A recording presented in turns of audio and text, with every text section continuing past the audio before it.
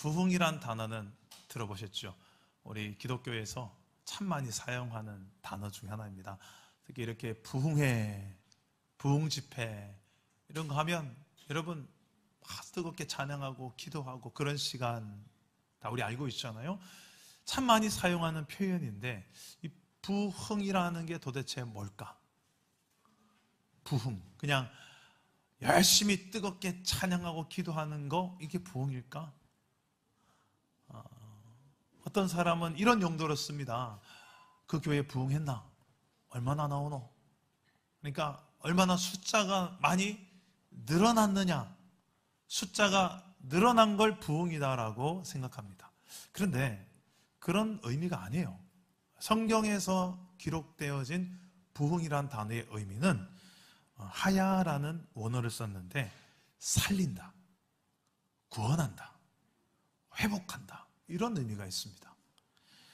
그 하박국 선지자가 이 부흥이란 단어를 하박국서에 사용했는데, 진짜 하박국 하면 호박국이 생각납니다.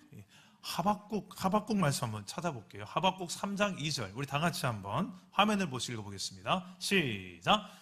여호와여, 내가 주께 대한 소문을 듣고 놀랐나이다. 여호와여, 주는 주의 일을 이 수년 내에 부응하게 하옵소서. 이 수년 내에 나타내시옵소서. 진노 중에라도 긍휼을 잊지 마옵소서. 자, 주의 일을 이 수년 내에 부응하게 하옵소서. 도대체 주의 일이 뭐길래, 그리고 그 일이 부응하게 하옵소서, 이 부응이란 단어를 쓰고 있는데, 이 문맥 앞뒤로 다 살펴보면 이스라엘이 지금 심판을 당하는 상황입니다. 곧 남유다가 멸망하는 상황이에요. 그런데 이 하박국 선지자는 살려달라는 거예요. 하나님, 남유다, 저 바벨론에 의해서 하나님의 몽둥이로서 바벨론을 통해 멸망하겠지만, 그런 하나님 다시 회복시켜 주십시오. 다시 살려 주십시오. 진노 중에라도 긍휼을 잊지 말아 주십시오. 그게 하나님의 일이라는 거예요. 그 일을 다시 부응케 하옵소서. 하나님께서 이스라엘을 향한 이 놀라운 일을 다시 일으켜 달라는 거예요. 여러분, 이 이스라엘은 원래 하나님께서 통치하시는 하나님의 나라로 살아야 됐던 나라였습니다. 그러니까 세상 일반 나라와는 달리 세상 나라는 힘, 소유, 이 원리가 작동된 나라입니다만, 하나님 나라는 그게 아니고 하나님이 직접 통치하신 나라였는데, 어떻게 해요? 하나님께서 주신 말씀, 율법과 계명, 그 속에 기록된 원리대로 지켜 행하는 삶, 그 말씀의 내용은 어떤 내용이 담겨 있는가? 하나님을 사랑하는 삶이 무엇인지, 이웃을 내 몸처럼 아끼며 살아가는 삶이 무엇인지, 이게 말씀 속에 기록되어 있어요. 한마디로 요약하면 사랑하는 삶, 하나님이 원하시는 저와 여러분에 대한 삶은 사랑하는 삶입니다. 이게 좋은 거죠. 사랑하는 삶이 싫은 사람 있습니까? 우리 가정이 사랑하기를 원합니다. 우리 친인척이 사랑하기를 원합니다. 교회 공동체가 사랑하며 살기 원합니다. 이웃 지나간 사람 사랑하며 살기 원합니다. 그런데 이게 잘 되더냐는 거죠. 사랑해서 결혼했는데 부부가 늘 사랑만 하고 삽니까? 그렇지 않더라고요. 내가 어쩌다가 이런 인간하고 결혼했나? 내 평생에 제일 큰 실수 중에 하나는 내가 눈이 멀었다. 이 남자 때문에, 이 여자 때문에. 오 마이 갓. 저는 그런 적이 솔직히 있었어요. 야, 내가 어쩌자고. 제 아내는 더 많았겠죠. 근데 여러분, 사랑하려고 결혼했고 사랑하려고 우리 하지만 잘 안 돼요. 솔직히 그게 우리의 현실입니다. 우리 연약하고 우리는 다 각자 대부분의 자기 중심성이 있는 이 죄인의 근성이 있기 때문에 잘 안 된다는 거예요. 다 내 잣대로 상대를 평가하고 판단하고, 나한테 맞으면 오케이, 그게 진리고, 나랑 틀리면 이거는 힘든 거예요. 그러다 보니 부딪히고 싸우고 지지고. 지난주에도 솔직히 나 우리 부부싸움 했다 하지, 눈 껌뻑껌뻑. 자연스러운 거예요. 우리가 그러면서 살아갑니다. 근데 하나님께서 그런 우리 인생의 연약함을 아셨기 때문에 말씀을 주신 거예요. 계명을 주시고 율법을 주신 거예요. 이렇게 살아봐라. 이게 좋은 거라는 거예요. 율법은 나쁜 게 아니에요. 계명이 나쁜 게 아니에요. 그렇게 살 때 너희가 진짜 행복한 이 땅에서부터의 천국, 이 땅에서부터의 하나님 나라를 네가 경험하게 될 것이기 때문에 그랬던 거예요. 그런데 이스라엘 백성들은 그렇게 살지 못했어요. 오히려 나보다 힘없는 사람들 것을 빼앗아서 내 소유를 늘리려고 했어요. 이건 세상 사람들이 하는 방식이에요. 소유의 원리, 힘으로 소유를 가지는 이 수단과 방법을 가리지 않고 가져야지, 올라가야지, 응? 그래야 잘 돼야지, 성공해야지. 그 세상적 성공관이 딱 세계관 지배해서 살다 보니까 눈에 뵈는 게 없는 거예요. 심지어는 우상을 갖다가 섬깁니다. 왜? 좋아 보이거든요. 야, 바알, 아세라, 와, 눈에 보이는 멋진 이방인들이 믿는 신인데 좀 빌면 비를 주신다고 그러고, 좀 빌면 자녀를 순풍순풍 낳는다고 그러고, 예? 게다가 좀 비는 사람들 보니까 가서 좀 짜릿한 성적인 쾌락도 경험하고 오고 막 그러거든요. 그러니까 이야, 매력적인 거예요. 이스라엘 백성들이 눈이 막 헬까닥 돌아갔어요. 그런 이스라엘, 무너진 이스라엘의 현실이었습니다. 하나님은 몽둥이를 들 수밖에 없었어요. 그래서 이 하박국 선지자는 주여 이 수년 내에 부흥을 주옵소서. 이 말은 살려주십시오. 우리를 다시 살아나게 해주십시오. 이대로 가다간 다 멸망하는데 하나님의 심판대 앞에 살아남은 인간이 이 나라가 아닌데 주여 살려주십시오. 이런 표현이에요. 따라서 봅시다. 주여 이 수년 내에 부흥하게 하옵소서. 여러분, 우리의 삶에도 이 부흥이 필요하지 않습니까? 이대로 가다가는. 여러분, 내 삶에 부흥이 필요한 영역은 무엇인 것 같습니까? 내 삶에 회복이 필요한 영역은 무엇인 것 같습니까? 특히 하나님과의 나와의 관계에 있어서 회복이 필요한 부분이 있다면 무엇입니까? 그것을 가로막는, 멀어지게 만드는 그것이 있다면 무엇입니까? 어떤 분은 돈 문제 때문에, 어떤 문제는 세상에 너무 짜릿한 쾌락들이 내 마음을 유혹하는 것이 너무 많아서, 어떤 분은 명예, 인기, 기득권, 사람들이 알아주고 박수 쳐주는 것, 그거에만 목말라 있지 하나님에게는 별로 목마르지 않은 거예요. 교회 봉사를 해도 그것 때문에 사람들이 인정해 주는 거. 그래서 나중에 직분 받으려고 이상한, 그러라고 직분 봉사하는 게 아닌데, 정말 하나님을 내가 얼마나 사랑하고 즐거워하는지 여기에는 별 관심이 없어요. 내 삶에 부흥이 필요한 영역 중에 여러분, 특히 하나님과의 관계를 우리는 생각해야 됩니다. 여기서 모든 게 다 무너지기 때문에 그렇습니다. 이걸 알아보려면 여러분이 한 주간의 삶 속에 여러분의 즐거움이 무엇인지를 살펴보면 됩니다. 여러분 마음에 솔직히 지난 한 주간의 내 삶에 가장 내 마음에 즐거웠던 것은 무엇이었습니까? 드라마? 뭐 괜찮습니다. 드라마 보는 게 죄는 아니죠. 고려 거란 전쟁 너무 재밌잖아요. 최수종, 강감찬, 저도 즐겨 보는데 그게 뭐 죄는 아닙니다. 그런데 문제는 하나님은 별로 내 인생의 즐거움이 아닌 거예요. 어제 저희 집에 우리 교회 주일학교 아이들이, 많은 아이들이 와서 잠을 잤어요. 저는 토요일 밤에 평안을 누리면서 자고 싶은데 아이들과 함께 가정 예배를 드렸습니다. 한 8명 쫙 모여가지고요, 저희 거실에서 주일학교 아이들과 예배를 드리는데 은혜롭더라고요. 찬양도 부르고 축복성 부르고, 말씀을 읽고 제가 질문을 했어요. 가정 예배 본문에 그런 말씀이 있거든요. 하나님이 주신 즐거움이 이스라엘에 있었더라. 그래서 질문했어요. 얘들아 너희들은 하나님이 나를 즐겁게 하셨던 그 경험이 있니? 물었어요. 하나님이 나를 즐겁게 하셨던 적이 있니? 라고 물었어요. 그러니까 아이들이 갑자기 꿀먹은 벙어리가 됐습니다. 말을 바꿔서 질문해 볼게. 내가 하나님 때문에 즐거웠던 경험이 있니? 이렇게 바꿔봤어요. 그랬더니 아이들이 또다시 꿀먹은 벙어리가 됐어요. 머리만 갸우뚱갸우뚱하고 아무도 답을 못하는 거예요. 심지어는 제 아들과 딸도 말을 못하는 거예요. 그러다가 그래도 제일 나이가 많은 아들 은석이가 이야기를 합니다. 한 게 있어요. 그러니까 찬양할 때.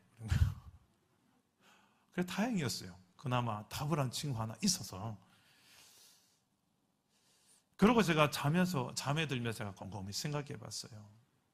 야, 이게 누구 책임일까? 생각해 보니까 저 책임이더라고요. 아빠가 얼마나 하나님을 즐거워하는가.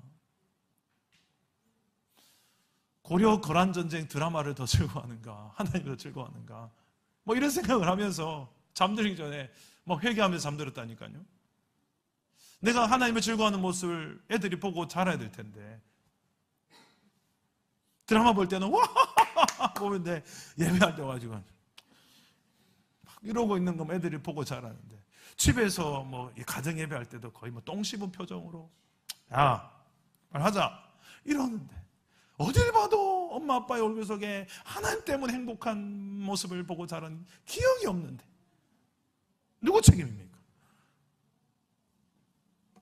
거의 율법적으로 하나님을 야 똑바로 안 해! 그 자세로 이런 것만 가르치네요. 정말 하나님이 좋아서, 예배하는 게 좋아서.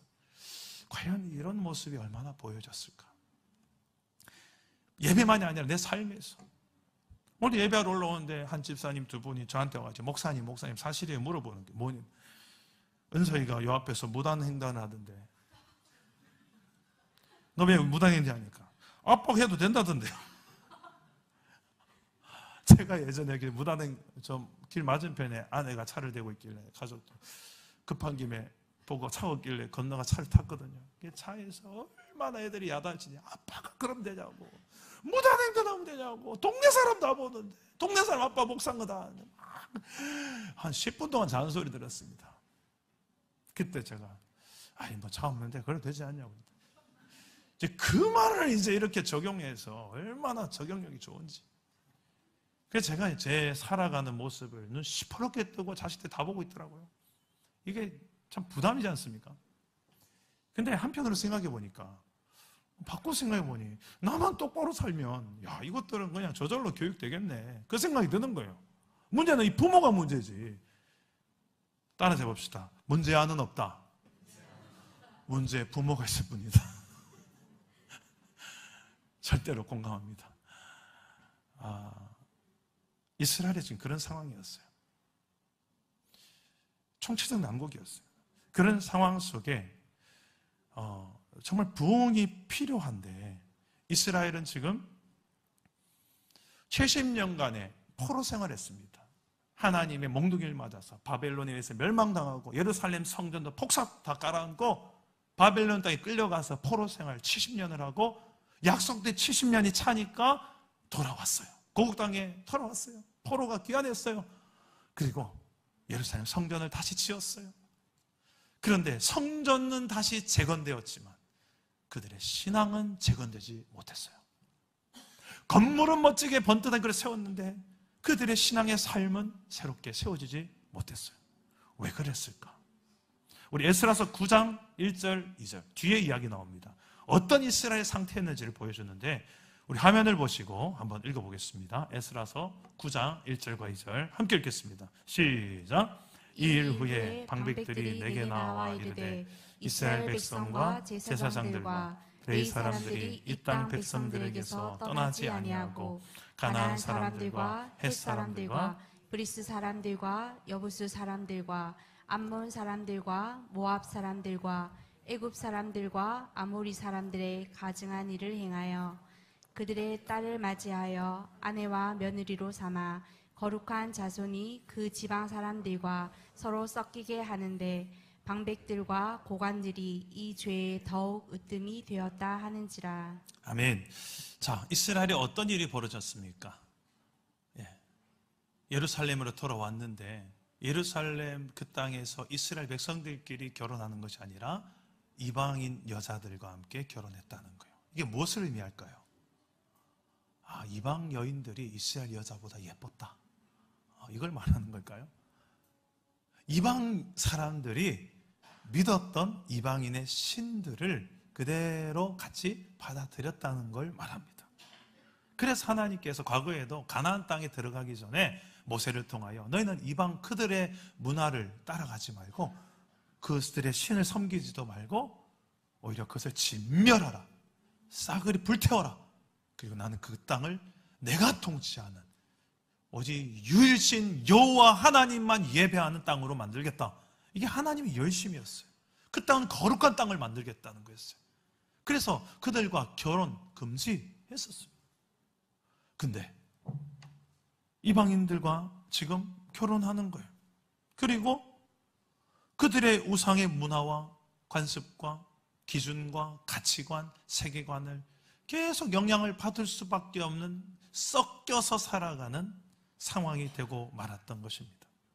이런 상태, 성전은 다시 재건됐지만 신앙은 재건되지 못하고 오히려 과거로 돌아가서 멸망당하는 이스라엘의 그 이유, 그 모습으로 다시 회귀하는 모습들을 보여주고 있었던 거예요.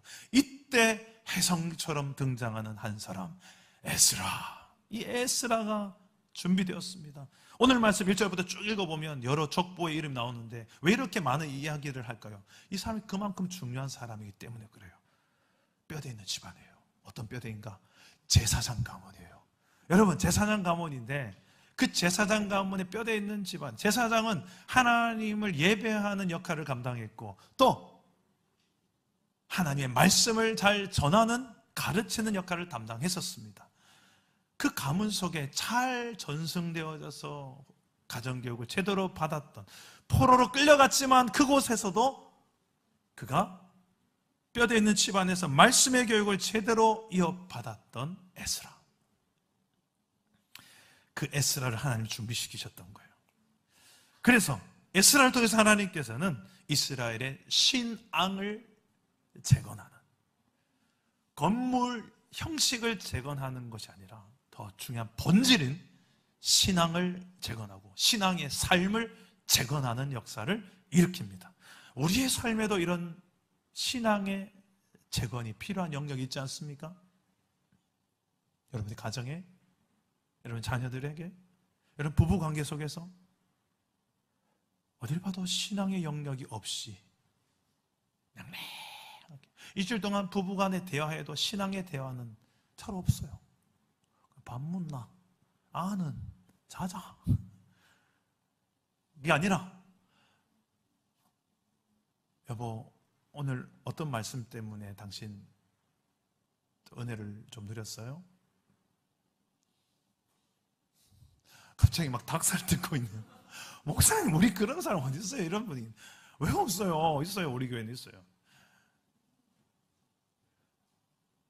여러분, 이런 부흥이 저는 일어날 수 있기를 주님 이름으로 축복합니다.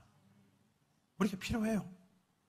사랑 담은 교회, 이런 부흥이 일어나려면 오늘 이 에스라를 좀 살펴보면서 이런 부흥의 사람이 되기 위해서 어떻게 하면 좋을까? 크게 두 가지 길을 에스라를 통해 좀 발견했으면 좋겠습니다.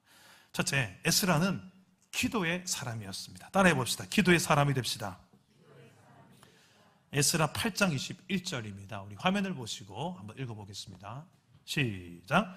그때에 내가 아하와 강가에서 금식을 선포하고 우리 하나님 앞에서 스스로 겸비하여 우리와 우리 어린아이와 모든 소유를 위하여 평탄한 길을 그에게 강구하였으니. 자, 에스라가요 지금 바벨론 땅에서 2차로 포로 귀환하는 그 왕의 명령을 받았습니다. 그 페르시아 바사오 왕이었던 아닥사스다의 명령이 떨어졌어요. 가라. 원하는 사람 다 데려가라. 그리고 그것에 가서 예배에 필요한 모든 재물 내가 다 제공해 줄게. 가라. 예배 필요한 기물들도 얼마든지 필요하면 다 내가 제공해 줄게.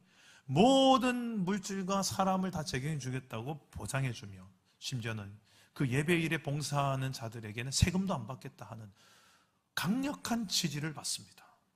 그리고 이것을 회방하는 자들은 다 사형에 처할 것이다. 어마어마한 이런 지지를 받습니다. 그런 이 에스라가 이제는 돌아가서 마음껏 하면 되는데, 에스라는 지금 뭐하고 있습니까? 금식하며 기도합니다. 근데 이 금식하는 기도의 제목이 무엇일까요? 왜 금식 기도했을까요? 이 말씀에 보면 우리와 우리 어린아이와 모든 소유를 위하여 평탄한 길을 그에게 간구하였으니. 여러분, 이 아이들과 소유를 이제 이동하는 그 길, 4개월이라는 시간이 걸리는 거리입니다. 이 바벨론 땅에서 예루살렘까지 가는 그 거리가 짧지 않습니다. 4개월이 걸리는 거리예요. 그 가는 길 속에 매복한 강도들을 만날 수도 있는 아주 위험한 길입니다. 에스라는 왕에게 군사 지원 요청을 하지 않습니다. 이동할 때만이라도 군사를 좀 지원해 주십시오, 요청을 하지 않습니다. 이유가 있어요. 왜 그럴까요? 우리 8장 22절에 나오는데요, 화면을 보시고 읽어보겠습니다. 시작. 이는 우리가 전에 왕에게 아뢰기를 우리 하나님의 손은 자기를 찾는 모든 자에게 선을 베푸시고 자기를 배반하는 모든 자에게는 권능과 진노를 내리신다 하였으므로 길에서 적군을 막고 우리를 볼 보병과 마병을 왕에게 구하기를 부끄러워하였습니다. 에스라가 이전에 이런 말을 왕에게 했던 적이 있었습니다. 왕이시여, 우리는 하나님이 지키십니다. 하나님은 하나님을 찾는 모든 자에게 선을 베푸시는 분임을 우리 알기 때문에 하나님의 손이 우리를 지키실 것입니다. 그래서 군사 지원 안 해도 됩니다. 이렇게 당당하게. 멋있지 않아요? 근데 우리는 좀 이상하게 생각할 것입니다. 나 같으면 솔직히 군사도 지원해 주시고 기도도 할 텐데, 솔직하게 우리 그럴 것 같지 않습니까? 지금 왕이 다 들어준다는데, 뭐 해줄 거 하는데 다 해줄 수 있는 상황, 군사 지원 그까짓 것쯤이야 할 수 있는데 굳이 그렇게까지? 성경에 보면 이런 대목들이 많이 나와요. 엘리야가 대표적인 경우죠.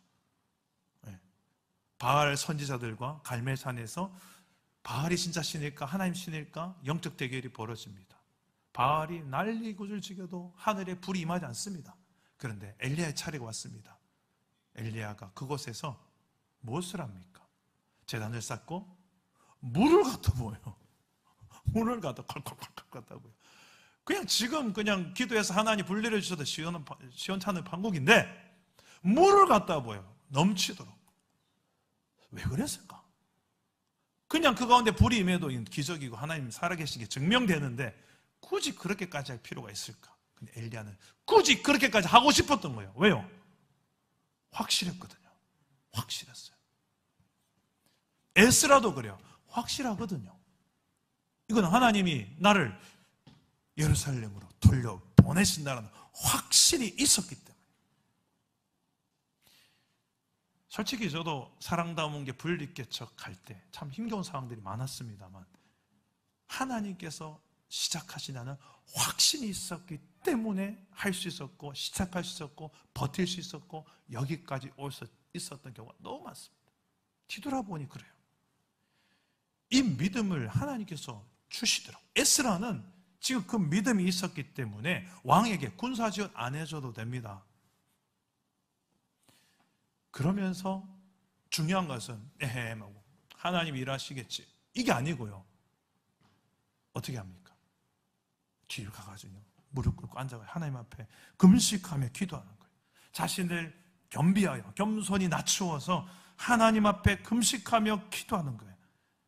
이게 진짜 믿음의 사람입니다.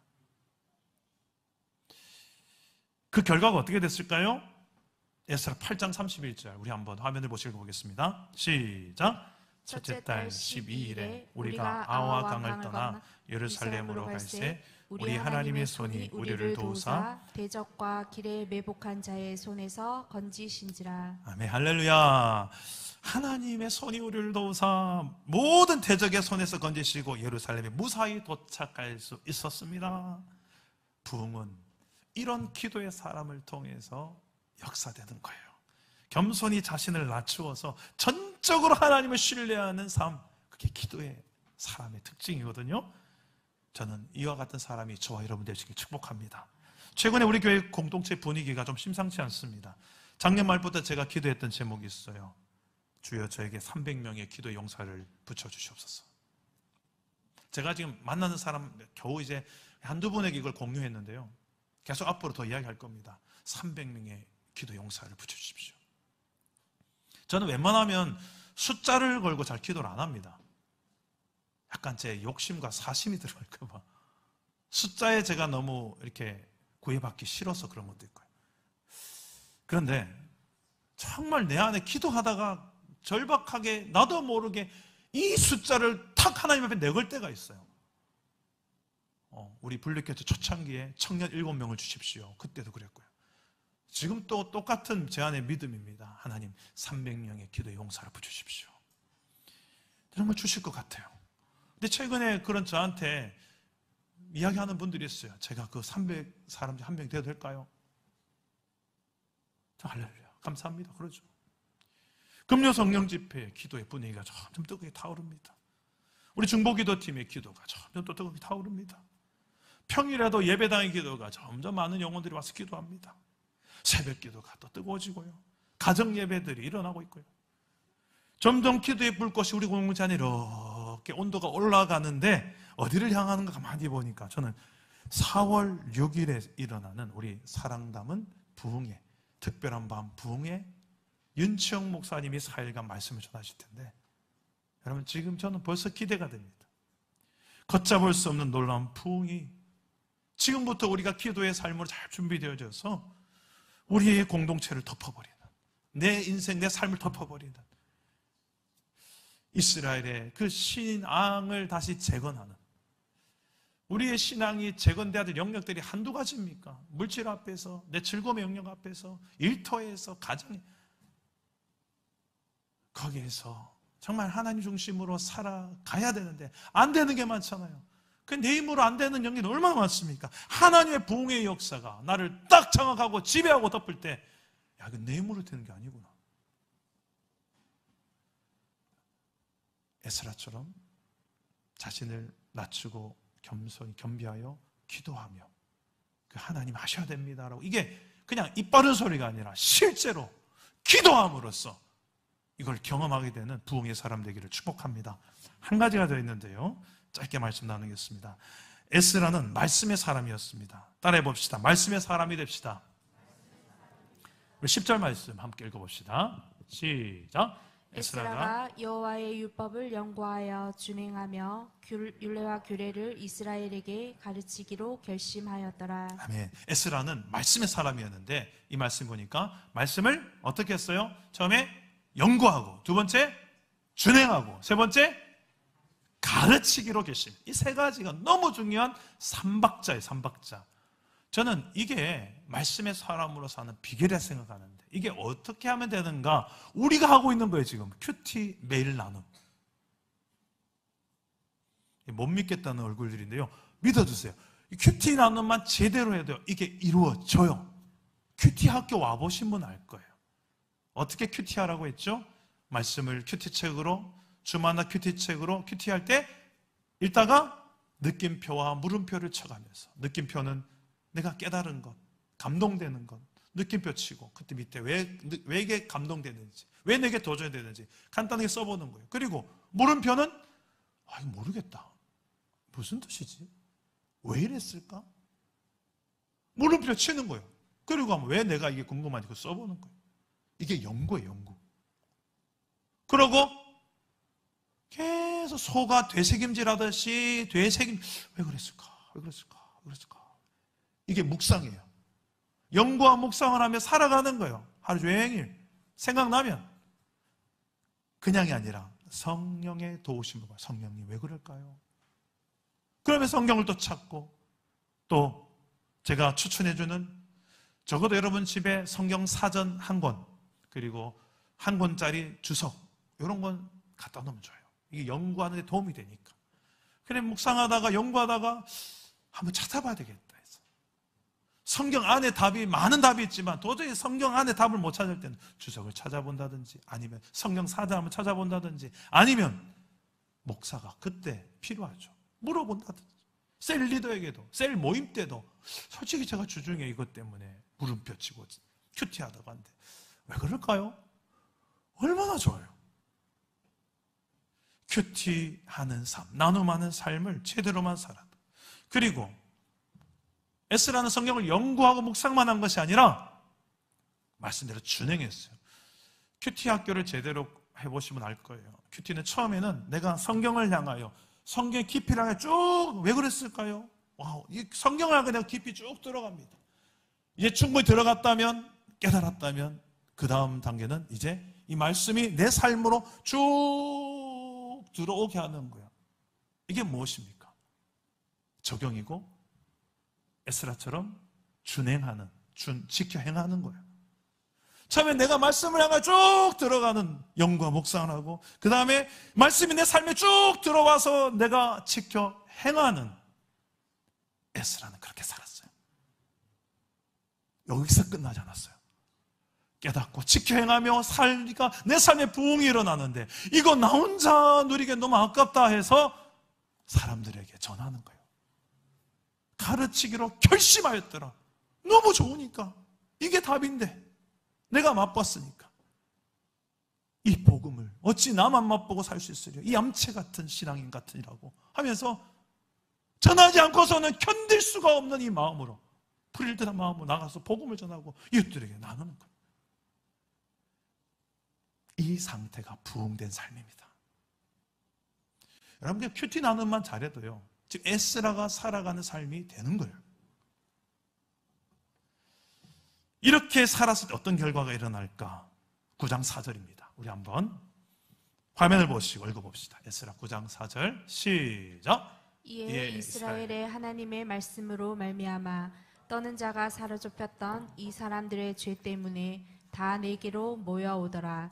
내가 저녁 제사 드릴 때까지 기가 막혀 앉았더니. 자, 하나님 말씀 때문에 백성들이 전해 듣고는 반응이 옵니다. 어떻게 할까요? 자기 죄 때문에, 우리 민족의 죄 때문에 어찌할꼬. 찔림이 일어날 때 나를 찌른다고. 여러분, 그렇게 당연한 거예요. 성경은 다 찔림이 일어나는 게 정상이에요. 찔림이 일어날 때 스데반을 전했던 말씀처럼 돌멩이 들려하지 마시고, 찔림이 일어날 때 베드로가 전했던 말씀처럼, 그 반응했던 사람처럼, 주여 내가 어찌할까요? 내가 회개하고 세례를 받고 또 예수를 믿으라고. 지금 이스라엘이 그런 회개 운동이 일어나는 것입니다. 이처럼 에스라라는 한 사람을 통하여, 기도의 사람, 말씀의 사람을 통해서 일어나는 이 부흥의 역사를 우리는 살펴볼 수 있습니다. 이 말씀, 기도의 말씀의 사람을 통해 부흥이 일어난다면 어떤 결과가 일어나는가? 이와 같은 회개와 회복의 운동이 일어나는데, 회복의 운동이 일어난 다음에 우리의 삶은 어떤 모습일까? 저는 시편 110편 3절이 좋은 예라고 생각합니다. 우리 한번 화면을 보시고 읽어보겠습니다. 시편 110편 3절입니다. 시작. 주의 권능의 날에 주의 백성이 거룩한 옷을 입고 즐거이 헌신하니 새벽 이슬 같은 주의 청년들이 주께 나오는도다. 말씀을 띄워놔 주십시오. 주의 권능의 날, 저게 부흥의 날입니다. 하나님께서 주권적으로 우리의 삶을 덮고 하나님의 통치가 내 삶에 실천되고 실현되고 이루어지는 삶이에요. 그때 그 통치 아래 살아가는 백성들이 거룩한 옷을, 구별된 삶을 살아가면서 즐거이 헌신하니, 그냥 즐거이 세상을 즐기니가 아니고요, 즐거이 헌신한대요. 여러분, 헌신이 즐겁습니까? 부흥이 일어나면 즐거워요. 생색이 없어요. 마땅히 해야 될 바를 할 뿐이죠. 이렇게 이야기해요. 더 귀한 가치를 위해서 내가 뭐라고 기꺼이 해야죠. 마지못해서 억지로가 아니라 즐거이 자원해서 일어난 헌신의 역사가 일어나게 되는 거예요. 새벽 이슬 같은 주의 청년들뿐만 아니라 하나님 백성들 모든 자들이 일어나는 이 부흥이 저와 여러분의 삶에도 일어나시기를 주 예수 이름으로 축복합니다.